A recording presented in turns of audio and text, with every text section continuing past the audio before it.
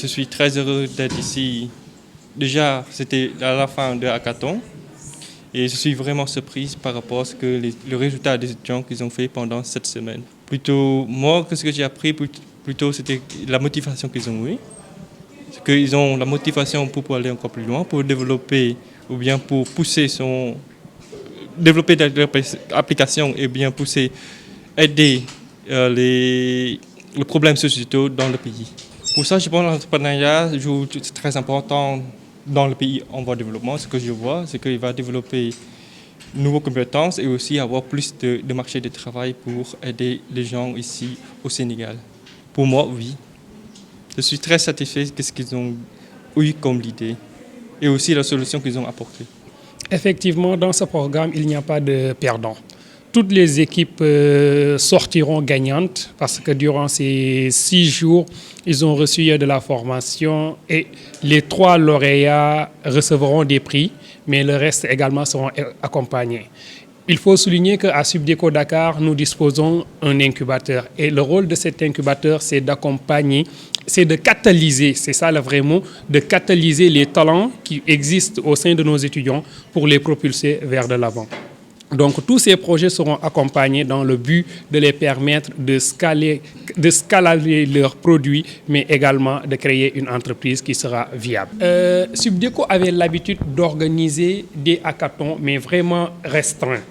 Mais cette fois-ci, on a décidé d'organiser un hackathon qui est ouvert au grand public.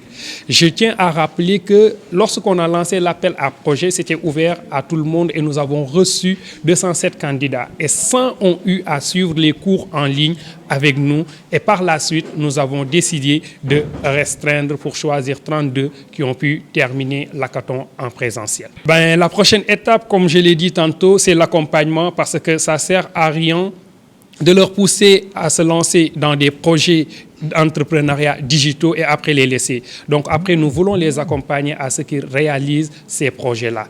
Et l'hackathon ne se limite pas uniquement cette année. Nous comptons l'organiser chaque année jusqu'en 2025 pour appuyer le gouvernement sénégalais dans sa politique de Xëyu Ndaw yi. Tout ça a été rendu possible grâce à notre partenariat avec Wallonie-Bruxelles International qui nous a permis d'avoir ce financement pour accompagner ces jeunes-là. Se cultiver, être curieux, parce que l'entrepreneuriat également appartient à ceux qui sont curieux, ceux qui partent chercher l'information, mais surtout être persévérant et se munir de l'abnégation. Bonjour, c'est Pape Madi Sidibé, je suis chargé d'investissement en charge du fonds de soutien à l'innovation au sein de la DER. C'est un fonds qui se charge de financer des startups et des entreprises innovantes sénégalaises. Merci. Aujourd'hui, nous avons assisté à une session de pitch, j'allais dire, palpitante.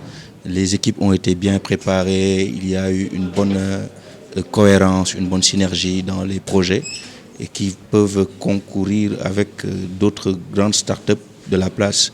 Donc aujourd'hui, ceux qui se sont démarqués, c'est plus en termes de scalabilité. Ceux qui peuvent réussir d'ici plusieurs années, qui ne seront pas des morts-nés, et ceux pour lesquels les promoteurs ont été plus engagés, plus convaincants dans leur pitch.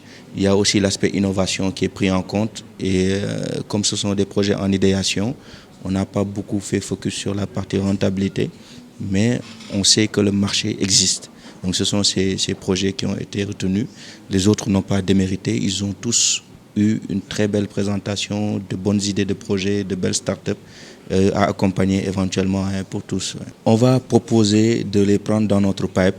On a un appel à candidature à faire au sein de l'ADER tous les ans sur notre plateforme pour les startups avec un fonds de 3 milliards. Et il y a une partie justement incubation.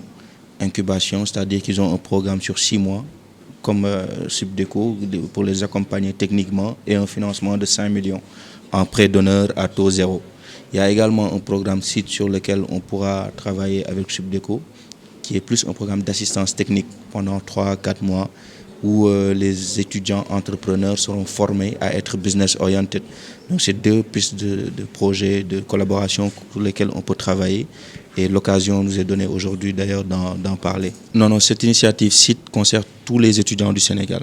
On l'a déjà mis en œuvre depuis plusieurs années avec l'UCAD, notamment les universités publiques, où on voit de plus en plus une ambition de devenir entrepreneur. Et ça devrait devenir une option, un choix. On les accompagne dans cela. Un étudiant n'est pas forcément business oriented dès la première idée de projet. Il faut l'accompagner dans ça. Et à la suite de cela seulement, il y aura un accompagnement financier pour venir couronner cet accompagnement technique-là et les aider à exécuter maintenant leur projet, à mettre en œuvre pour tester le marché. On ne cherche pas qu'il soit rentable dès les premières années. On veut qu'ils testent ça. Ça peut devenir une licorne, comme ça peut échouer. Et c'est la règle du jeu, mais on accompagne dans tous les cas. Globalement, à l'ADER, on travaille avec les étudiants, mais aussi tous les porteurs de projets, tous les entrepreneurs.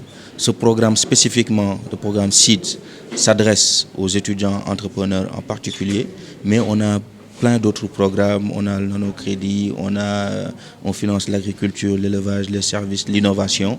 Mais ça, c'est destiné à tous les entrepreneurs sénégalais ou à des entreprises détenues à plus de 50% par des Sénégalais. Donc on adresse vraiment tout le monde sur le territoire national en essayant de créer des synergies avec les universités, avec les écoles comme Subdeco, avec toutes les structures qui encouragent l'entrepreneuriat et l'innovation.